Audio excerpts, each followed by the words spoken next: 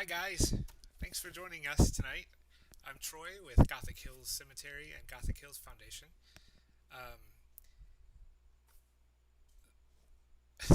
there's a delay between me and when it comes out on the stream, so I was just a little distracted there for a minute. Anyway, so tonight we are going to talk about the. I gotta close my face because it is just distracting me. How do we do this? We'll do this. Okay, so sorry about that. I could see myself 10 seconds ago gesturing and talking on the live stream, and this is my first live stream, so I'm not used to how this works. Um, so anyway, tonight we're going to learn about the history of jack-o'-lanterns, and we're going to carve a jack-o'-lantern out of a turnip, which you'll learn soon is how they used to do it in the olden times. I want to talk to you first about the Gothic Hills Foundation and the Gothic Hills Cemetery. Most of people following this will probably know what Gothic Hills Cemetery is. We're a small home haunt who has grown over the years to a larger walk-through haunted house. Obviously, we can't do that this year due to COVID-19, but we've got the display out, so come see us between now and Halloween night, nightly. And we wanted something to give back to the community, so we started a nonprofit charity called the Gothic Hills Foundation. And through this, we collect and donate food to local food bank, a pet supplies to a local animal shelter, and also we're going to be launching a mentorship program next year for those who want to learn scenic design and scenic skills, which is pretty valuable in this area of town. So we're going to be launching that, and so I want to tell you a little bit about that, and show you that we have a donate button on our website. Try this in here. If you go to gothichillscemetery.com, you'll see up at the top. Give us a couple bucks if you can. That would really help out our mission. Our goal this year is to raise $1,500 for next season. We put a lot of our own money into this because it's obviously our passion, but every little dollar helps. And we really want to give back through our event. Or if donating is not your thing, you can scroll down and buy a T-shirt. We just launched our new shop on Bonfire, and you can buy a T-shirt there in a few different designs, or a mug, or a tote bag. So $5 from every purchase on this website comes to us, so that would really help out as well. So if you do that, thank you very much. Anyway, so let's see. Let's talk about the history of the jack-o'-lantern. I've got a little presentation here. Jack-o'-lanterns date back to around 700 years ago, though the origins of this Halloween tradition are debated by historians. There is a widely spread legend that claims to be based out of Ireland and originating out of the Celtic pagan holiday, Samhain, about stingy Jack who tricked the devil several times during his life, ultimately making the devil promise not to claim Jack's soul when he died. When Jack finally did die, God decided Jack's soul was unworthy of heaven, and he was sentenced to wander the eternal night with a burning ember and a carved out turnip to light his way. The Irish began to refer to him as Jack o' the Lantern, and we can see how that simply became Jack o' Lantern after a while. This story is thought to be the reason peoples of Ireland and Scotland began to carve jack-o'-lanterns out of turnips, beets, mangel-wurzels, and other root vegetables. They placed them outside their homes to scare away stingy Jack and other evil spirits. It's known now that this legend was first printed in the Dublin Penny Journal in 1836, and could very well explain why the story is clearly that of Christian origin rather than pagan. Many historians, looking past the romance of the stingy Jack legend, prefer to point to early Scotland and the phenomenon known as the Will-o'-the-Wisp, which is a legendary glowing light that floats through the dark countryside and leads travelers to their doom. This will-o'-the-wisp light is closely associated with the term jack-o'-lantern and comes back around to carving turnips, where the earliest specific reference to carving them into jack-o'-lanterns on Halloween is found in John Jameson's Scottish Dictionary, published in 1808. Here it is said, a large turnip from which the top is sliced off, that it may be hollowed out till the rind becomes transparent.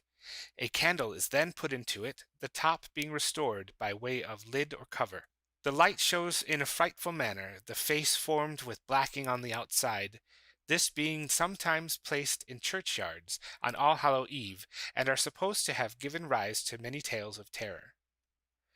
This became a Halloween tradition, using jack-o'-lanterns to light the night, for people dressed in costumes and masks, visiting neighbors and playing mischief in the night. It is said that once the Irish began to immigrate to America, that they turned to pumpkins for their jack-o'-lanterns for the lack of turnips available, although this has been proven untrue, since turnips were widely available in the U.S. since the early 1600s. It is thought that pumpkins simply were a more attractive alternative, freshly harvested in the weeks leading up to the day of Samhain. Since the tradition of the jack-o'-lantern did not specifically require turnips to be used, there's no reason that pumpkins couldn't also be used for a jack-o'-lantern. As we'll see today, pumpkin carving can be significantly easier, since its flesh is softer and it's already mostly hollow inside. As the celebration of Halloween spread through America and became a favorite holiday for kids, the pumpkin jack-o'-lantern became the symbol of the American version of the holiday. So in honor of the history of the jack-o'-lantern, let's carve one out of a turnip.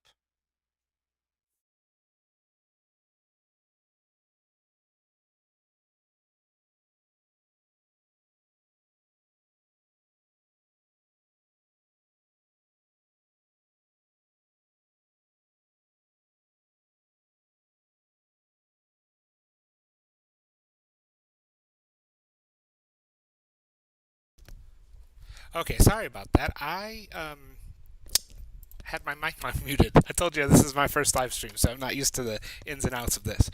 So, what you're going to need for this project is, of course, a turnip. This turnip I've had for a little about a week, and when I got it, there was no greenery on it. But I did notice that there was a little bits of green showing up on the top here, and when I did this years ago, I really liked that it had little green. Fronds on the top when I did my turnip jack-o'-lantern. So what I did is I plunked this into a bowl of water up to about here because it's just a root, so it's going to absorb it just like any other plant, and set it in the sun or like a window. And over the course of about 4 days, this all grew on top here. So I just like the way it looks when I get done with the jack-o'-lantern. It's got like some hair or something like that on the top or a little handle. And so, yeah, that's about 4 days worth of growth. So if you know you're going to do this ahead of time, pop it in some water and see what comes out the top. Is there anybody doing this along with me out there, or do we just watch it? I'm just going to go through a list of what we need. We need your turnip. We need a cutting board, a large kitchen knife, a small paring knife, and I'm actually going to use a carving tool from a pumpkin carving set to carve the face. A large metal spoon. You'll want it to be a sturdy spoon because this is a pretty hard vegetable and you're going to need to put a bit of a force on there. So don't bend up your spoons. Get a nice sturdy spoon. Is my voice still low, or is it a good volume? I'll turn it up a little bit. I didn't want it to blow everybody's ear out. You'll need a pen or a marker to draw a face with, and a couple of tea light or two. I'm going to use battery-powered tea lights because unless you have a very large turnip, it's going to be small cavity. So a real flame inside there is going to smell really bad. I don't know if you've ever smelled what a burning turnip smells like in it, but it's not pleasant. Twine or yarn, and wooden toothpicks. So we're going to start this by telling you have a little safety talk. Like I said earlier, this turnip is much harder than a pumpkin flesh. So when you're using a big sharp knife like this, which is required to cut the top off, unfortunately, you'll want to do this you want an adult to do this. Kids should not do this part because lots of force is going on here. The rest is pretty safe, especially if you're going to use one of these pumpkin carving tools to carve the face with. But just a little disclaimer there.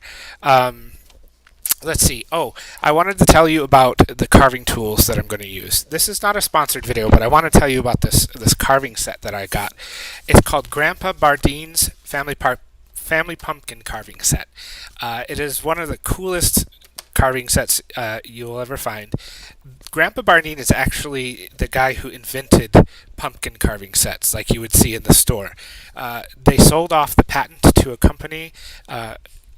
And decided later that they were going to reinvent the carving set, and they call it an heirloom quality pumpkin carving set, and they go on and on about how family oriented pumpkin carving is. And it comes with a bunch of patterns just like the old sets do, but what's different about this is, I don't know if you've ever used them, but when you use the ones that you get in the stores, they will break really easily, especially after a couple of years of use.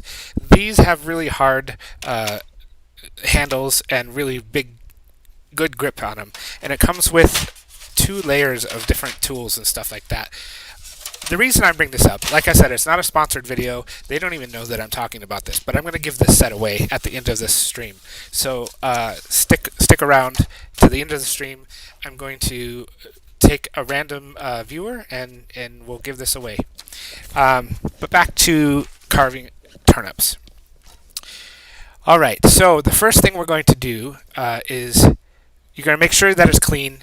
There's a lot of little roots off here. Some, especially after soaking it for 4 days, they get really long. You'll want to pull those off. And then we're going to look around the surface of the turnip to decide where best to put your face. What you want is a surface that's pretty tall. A lot of turnips, when you go buy them at the store, they're going to be short and fat. You don't want those. Pick one that has a lot of height. The higher, the taller the turnip, the better. And I think I'm going to put my face right here because it's got a nice wide and a nice tall surface here. So what that means is I'm going to cut off the top to make a lid, but I want to make sure not to cut too low because we're not dealing with a large pumpkin like we normally would. We have very limited real estate. We want to make sure that we don't cut too low on this because we're going to cut into the canvas for our face. So we want to start to cut basically up here at the where the greens start, and then cut backwards, kind of like on an angle. So here comes the part where I don't cut myself. We're going to start, and we're going to try and cut on an angle. I don't know if you can see backwards. So it's going to go in as we cut. So as if I was cutting this way, like that. And during rehearsal today, I totally screwed this up, so I'm trying not to do it this time. And you want to make sure that you cut a lid around that's big enough to carve out with your big spoon. One of the things that I did today is it's so difficult to get this lid off without chopping a finger off. I went through and I only cut like an inch around here, and that wasn't big enough to get a spoon in, so I had to slice off some more. So just keep mindful of that. Here we go. All right, that one went a lot better. So now you can see we have a much bigger, a nice big space to stick the spoon in and scoop it out. And then we're going to set this aside for later. That's our lid. And now comes the really hard part. I told you earlier that this stuff is really tough. I was pleased today to see that it wasn't as hard as I remembered last time I did this. So what you're going to do is you're just going to stick your spoon into the edge, making sure to leave a nice wall of turnip, and just turn it in a circle. Now this might need to be done by adults as well, just because it takes some strength. And we're going to scoop out as much as we can in this circle.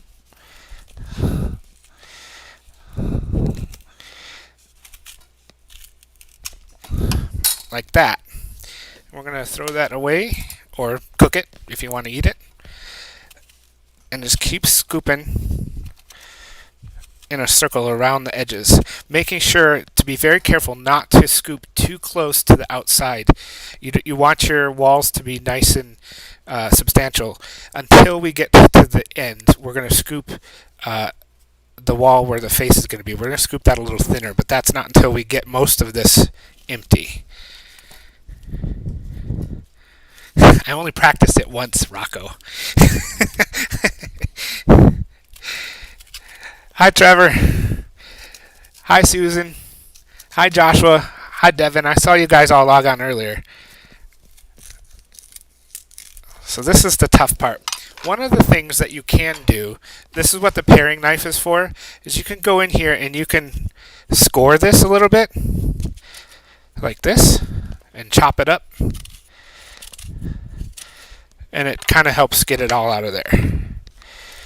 The important part is that you don't break through the front or the side of your turnip with the spoon, because then you've ruined it. Or you can get creative and make that like a wound or something if you want with your design.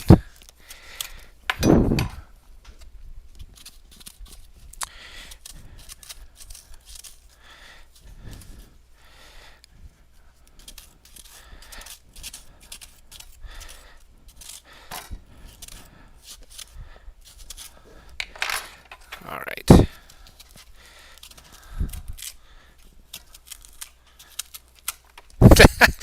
Turnips go flying.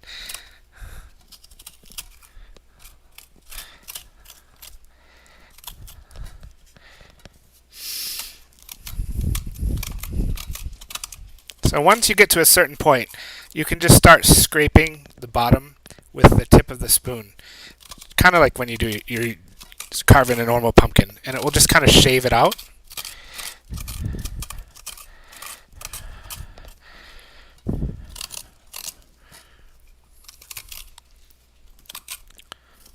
Whoop! See what I did there? I don't know if you can see that on the video. I accidentally took the spoon and lost control and went right through the wall. But it's not too bad. It's just on the top here. But that's what I'm talking about when I'm saying you gotta be careful. Alright, so where's our face at? Our face is over here. I'm going to keep going. Our face surface is going to be right here, our face design. So I'm going to keep going on the inside here very carefully, just to kind of thin it out a little bit more. Because that will make it so easier to carve the face, but also the light will show through the wall of the turnips, and it will glow. It'll have a glow to it.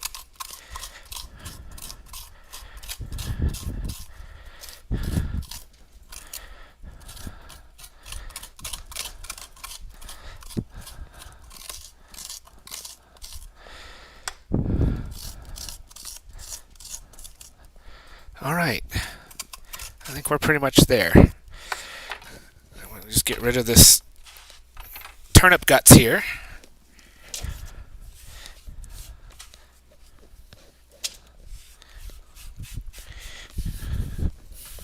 I discovered today that the dogs like turnips, because I had made a mess with the rehearsal turnip, and they were under my desk just cleaning it up. All right, so now we've got the turnip hollowed out, and we're going to draw our face on it just like a pumpkin. And I can see here that I've got kind of a point on this, or a lump on this turnip that looks good for like a nose area. So I'm going to go with that as the center here and make that the nose. Now I like to use a ballpoint pen just because it's a little less when you're done with it, it doesn't show very much when you're done carving it. A Sharpie, you can use a Sharpie. It'll definitely be more permanent, but you'll have the big black lines, or if you use a Sharpie. And if you're okay with that, that's fine too. Just going to carve kind of a simple face here.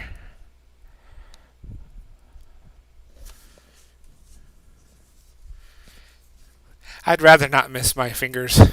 I use them too much. If you use a fake candle, actually that's one of the things that I liked about this, doing this other than pumpkins. I still do my pumpkins, but The first time I ever did this with a turnip, I was shocked that it lasted about at least a month. It was probably a little longer than that. Um, we had them inside though. I don't know if they'll last that long outside if it's raining and things like that. We had them hanging from our chandelier in the house, and they lasted very quite a lot longer than I expected. So let's see. I'm not going to do a very detailed mouth, but I do want it to have some teeth. It is, after all, supposed to scare away the spirits.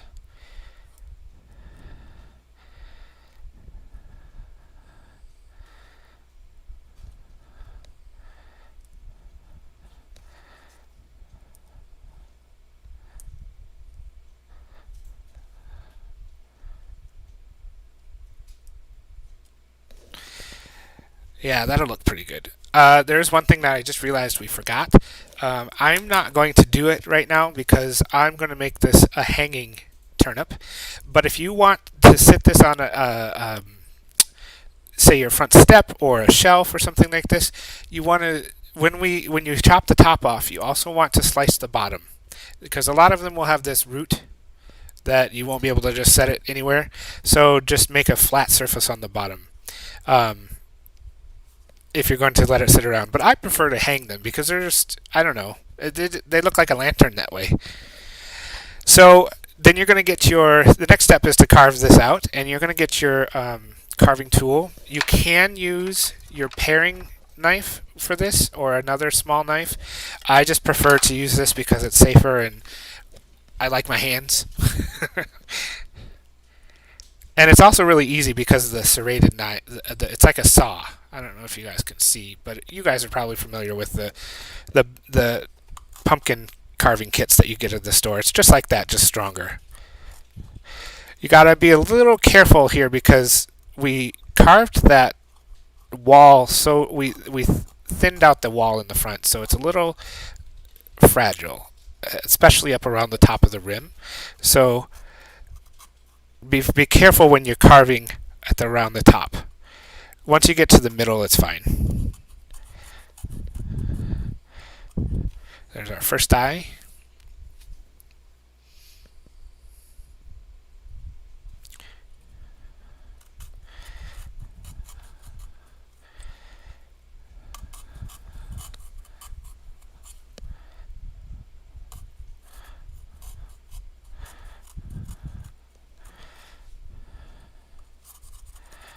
And there is our nose.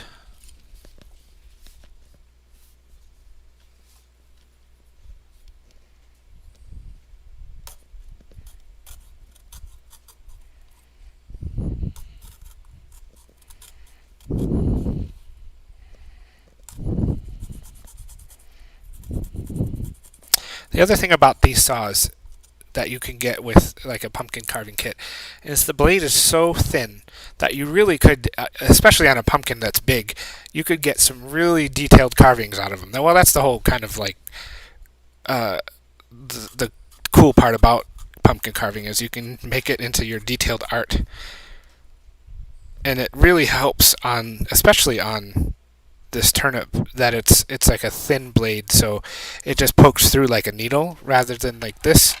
If I were to try and go in at this, it would take a lot more effort to try and get that in to start, but these are just great for that.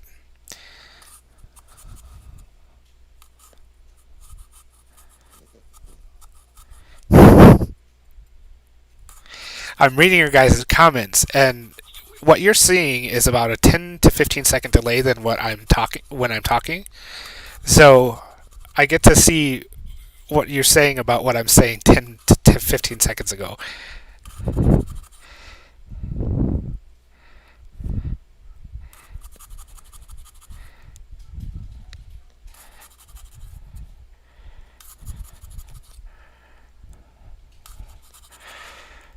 I probably gave this thing too many teeth, but it will look nice.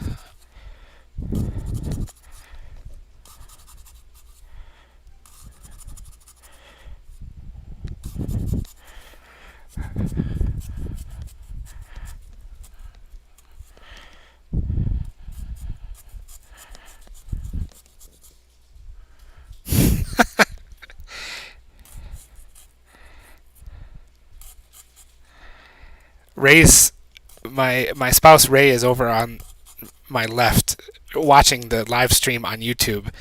So he has to watch it with headphones on so he doesn't hear my actual voice as I'm talking.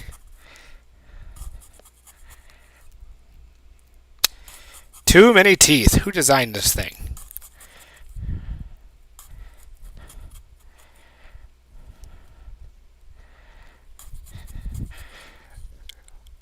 Well, Josh, at least you'd have a cool Halloween costume then.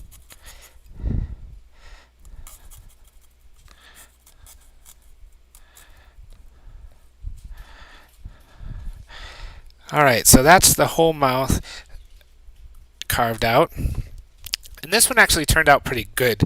Normally, you would see a lot of white in here, and I would go in and I would carve out some of the back a little bit like this, like the nose is a little closed on the back, so I would go and carve out so that the hole is bigger in the back. But this one's pretty good. Alright, so we've got our turnip carved. The next thing we've got to do is to give it a string. Like I said, you can just lop the bottom off of it and set it there on a shelf if you wanted, but I like to hang mine up. And we're going to put a string through its head. I'm just going to take my my carving tool, stab it where I would think that the ear is on the jack-o'-lantern, and just turn it. Basically just drilling a hole on each side, and I want to make sure that I go through exactly on the other side, or it won't hang straight. So make sure that the second hole is directly across from the first hole.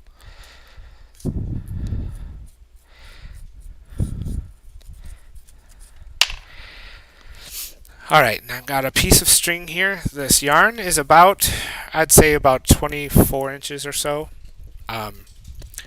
You want to make it enough to go over your greenery or foliage, whatever you want to call this. So when you hang it, it has enough space for that to be in it. The other thing that you want to do is if you're going to hang this with a string, because we're going to go across. We're going to go across here with the string. You definitely want to use a battery-powered tea light for that, because you'll just burn right through your string if you don't. You could pull it through one side and tie a knot like that if you wanted to do it that way. That works too. As it starts to decay, I trust more that this connection will hold than just a little knot there. I don't have a hole. This hole didn't go all the way through.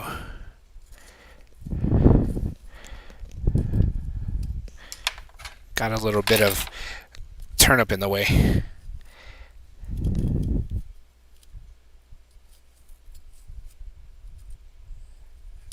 There we go. So if you're using yarn or twine, the easiest way to do this is to start putting it through and then twist, kind of like a drill bit, twist it in the way that the twine will tighten, and not the opposite direction of if it would unravel. So, for example, this way, if I twist it this way, you can see that it unravels. You want to twist it this way so it's like a drill, kind of like a drill bit, and it just drills through the side. I don't think that one's quite big enough.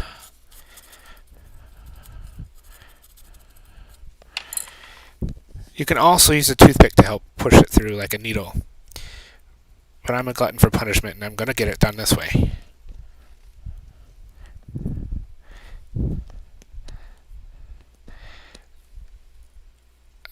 So close. I ruined it. So I'm going to get a piece of...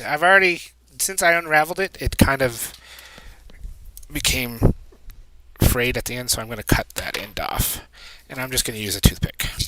Since I got to get one out for the next step anyway, I'm going to try and push it through with this toothpick.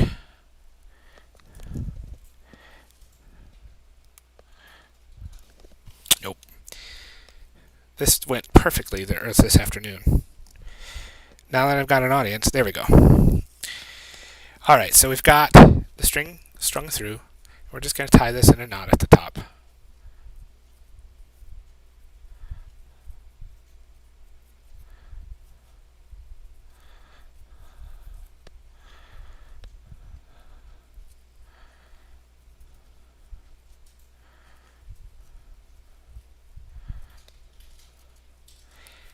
Oh, that's right, Susan. You have that carving kit, don't you? I remember now. All right, so the next step is we're going to make little posts basically for to hold on to the lid, because if we just put the lid on like this, it won't stay on, right? So we need to take this toothpick. We're going to break it in half, or you can cut it, and we're going to jab one end a little over halfway on this side into the wall of the turnip, and then we're going to jab the other side in on this side. Make sure not to jab into your string. And we're going to do that. So they're just barely sticking out there. All right, so what's going to happen now is we're going to take our tea light, set it in there like that. Take our lid, make sure we line it up right, and just push it down onto those toothpicks. There, now it's secure, and we've got our jack-o'-lantern turnip.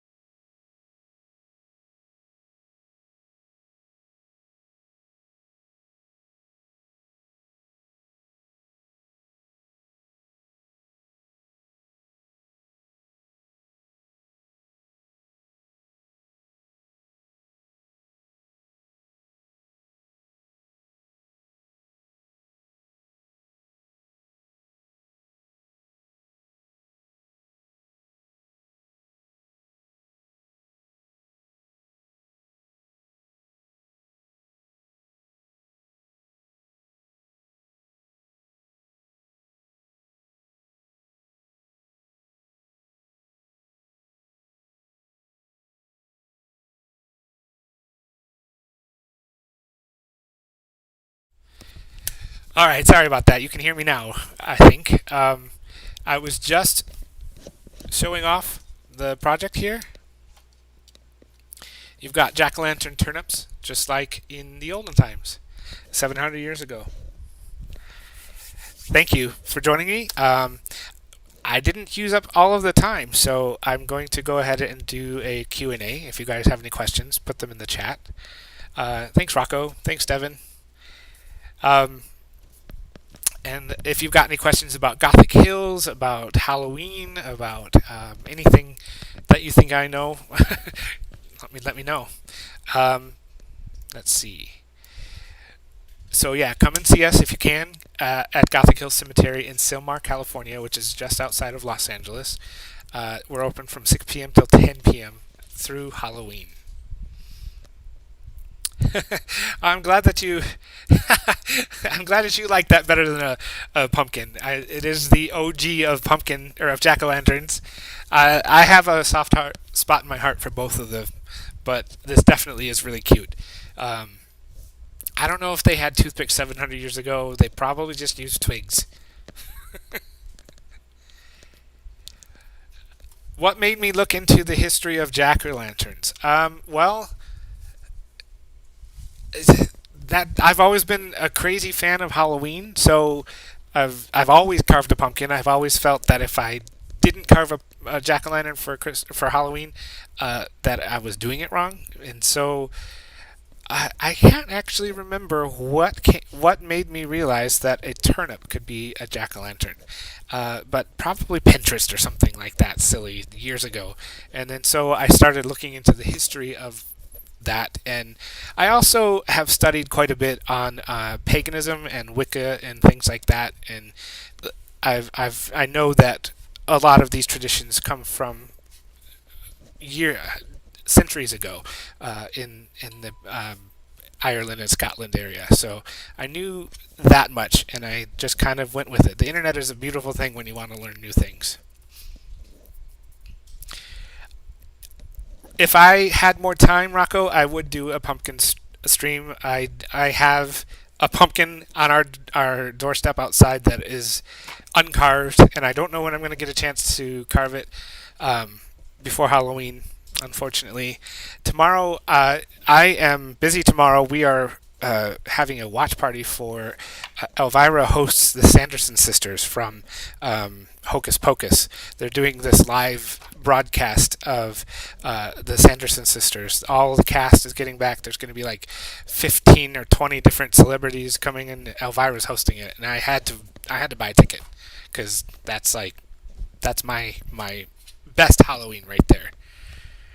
And then Halloween, we are doing socially distanced trick or treating, and then doing just relaxing after that. So I don't think I'll have time for a pumpkin stream. Thanks, Linda Beth. All right, so I think it's time to give away this prize. Again, let me go back to that screen. There we go. Again, this is the Grandpa Bardine's family carving set. Again, I'm not sponsored by them or anything like that. They don't even know that I'm doing this. I just have a bunch of these sets that they gave me years ago as kind of like a promotional item, and I decided to give it away. So when I say, not now, but when I say in chat, this is the way it's going to go. You're going to post a hashtag, whoever wants this carving set. And between when I say start and between when I say stop, I'm going to randomly pick a winner from that. But not now, when I say. If you do go looking for this, if you don't win one and you do go looking for this, make sure you spell it right. Grandpa, not grandpa. They decided to go with an unusual spelling of grandpa, and that makes them a little hard to find. They are on Amazon, though. All right. Starting now, post the hashtag Gothic Hills. Hashtag Gothic Hills if you want to win this carving set. It's got all kinds of patterns that you can put on your pumpkin with faces and things like that. It's got a plethora of different saws and cutters. You're not going to... This is mine. I'm not going to send you a dirty one, I promise. You'll get a brand new sealed in the box one. And it's got 2 scooping tools. These are needle tools that are meant to like trace your pattern onto the pumpkin with, and these are drilling tools to drill holes with. I think that's all it's got. Yep, that's all it's got. And it comes in a nice little box like this too. All right, we're going to give it a few more seconds with the contest. If you want to win this, post the hashtag Gothic Hills in the chat. In 5, 4, 3, 2, 1. Okay, stop. Nobody else can win. I'm going to give this to Rocco Vienna. He was the first one that I saw in the chat with Gothic Hills, so congratulations, Rocco.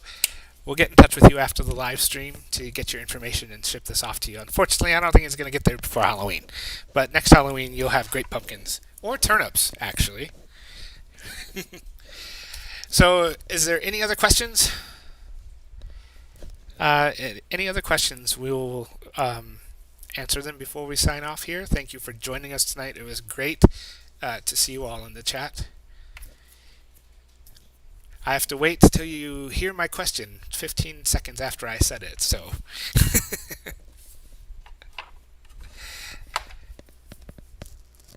So I hope that you all have a very safe and fun Halloween. I know it's a tough year, but we're going to get through this together if we all just stick together or not stick together.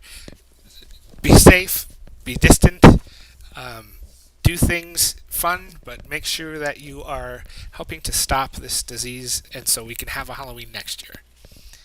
Thanks for coming. Bye.